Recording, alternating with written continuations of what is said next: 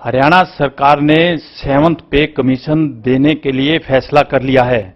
इसके लिए हरियाणा सरकार ने कमेटी गठित कर दी है। इस समय मेरे साथ हैं वित्त विभाग के अतिरिक्त मुख्य सचिव संजीव कौशल जी। इनसे जानते हैं कि जो कमेटी बनाई है किन पहलुओं पर अध्ययन करेगी।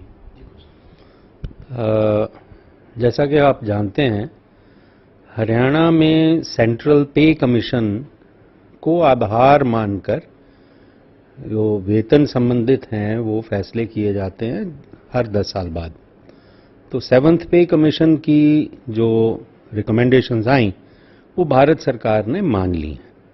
अब वो हरियाणा प्रदेश में लागू करने से पहले एक कमेटी बनाई गई है जिसके अध्यक्ष चीफ सेक्रेटरी साहब हैं और उसमें 3 फाइनेंशियल कमिश्नर हैं। एक तो मैं हूं as additional chief secretary finance, दूसरे मिस्टर पी राघवेंद्र राव हैं additional chief secretary town and country planning, और तीसरे मिस्टर पी के दास हैं additional chief secretary school education. Member secretary इसके IAS ऑफिसर हैं मिसेज आशिमा बराड़। तो इसका कई लोग पूछते हैं कि इसकी आवश्यकता क्या होती है। आवश्यकता ये होती है कि हरियाणा सरकार में काफ़ी सारे कर्मचारी ऐसे हैं जो कि भारत सरकार के कर्मचारियों की जो पोस्ट्स हैं उनसे अलग पोस्ट पर हैं। उन पोस्ट्स का जो पे स्केल, उनको एमोल्यूमेंट्स हैं, उनका रिकमेंडेशन 7th पे कमीशन में नहीं होगा। इसी तरह से 6th पे कमीशन में भी नहीं था, क्योंकि वो कैटेगरीज भारत सरकार में नहीं है। उन कैटेगरीज की क्या पे होगी, उनके क्या एमोल्यूमेंट्स होंगे, वो इस कमेटी को रिकमेंड करना होता है।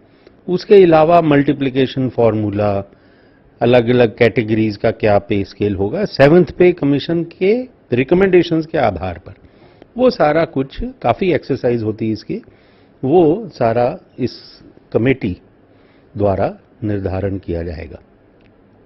अपेक्षा है कि सितंबर के अंत तक ये सारे फैसले करके ये जो कमेटी है ये अपनी रिकमेंडेशंस दे देगी, जो कि सरकार उसके बाद कंसिडर करके एक्सेप्ट कर सकती है। कौशल साहब, एक माध्यम कमेटी बनी थी जिसने अपनी रिपोर्ट दे दी है। क्या 7th पे कमीशन की कमेटी जो अध्ययन कर रही है, क्या उस रिपोर्ट को भी कंसीडर किया जाए? देखिए, जो मिस्टर माधवन की एक कमेटी बनाई गई थी वो 6th पे कमीशन की जो इम्प्लीमेंटेशन हुई थी उसमें कुछ विसंगतियां, उसमें कुछ और सुधार, उस विषय पर बात करने के लिए बनाई गई थी। उनकी रिकमेंडेशंस आई हुई हैं और जैसा कि फाइनेंस मिनिस्टर साहब ने भी बताया है उसकी एग्जामिनेशन भी हो चुकी है। इसी हफ्ते सरकार उस पर निर्णय लेकर और उसके मुताबिक कार्रवाई कर लेगी।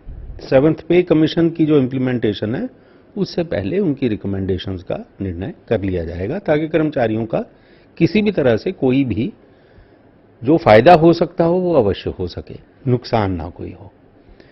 एक और भी जो ये कमेटी बनी है चीफ सेक्रेटरी साहब की अध्यक्षता में, एक और काम भी फाइनेंस डिपार्टमेंट को उस कमेटी के साथ मिलकर करना होगा। वो ये होगा कि हमारी जो पब्लिक सेक्टर अंडरटेकिंग्स हैं, board, corporation, autonomous bodies, universities, इनके पे स्केल्स और एमोल्यूमेंट्स का भी निर्धारण सरकार करती है उनसे बातचीत करके। तो उसके बारे में भी आगामी कार्रवाई की जाएगी। हम कोशिश करेंगे कि वो भी साथ ही हो, ताकि सभी को जो इसका फ़ायदा पहुंचना है वो सभी को इकट्ठे मिल सके। कौशल साहब, ये क्या उम्मीद कर सकते हैं कि जो 7th पे कमीशन की रिपोर्ट आने के बाद दिवाली से पहले हरियाणा सरकार कर्मचारियों को तोहफा दे देगी? देखिए, it will be presumptive on my part to say that the government will take a decision based on a particular report before a particular date. I don't want to be presumptive in that nature. लेकिन आप दिवाली सोचिए ना सोचिए, जिस date से benefit मिलना है कर्मचारियों को वो पहले ही निर्धारित है, वो है 1 जनवरी 2016। ये थे मेरे साथ संजीव कौशल। इनका कहना है कि 7वें पे कमीशन की जो हरियाणा सरकार ने कमेटी बनाई है वो पूरा अध्ययन कर रही है। इससे पहले जो माधवन कमेटी की रिपोर्ट आई थी उस पर भी निर्णय ले लिया जाएगा। इनका ये भी कहना है कि जो 7th पे कमीशन कमेटी अध्ययन करेगी, कर्मचारियों को 1 जनवरी 2016 से बेनिफिट दे दिया जाएगा। कैमरामैन जसविंदर के साथ अनिल कुमार, टोटल न्यूज, चंडीगढ़।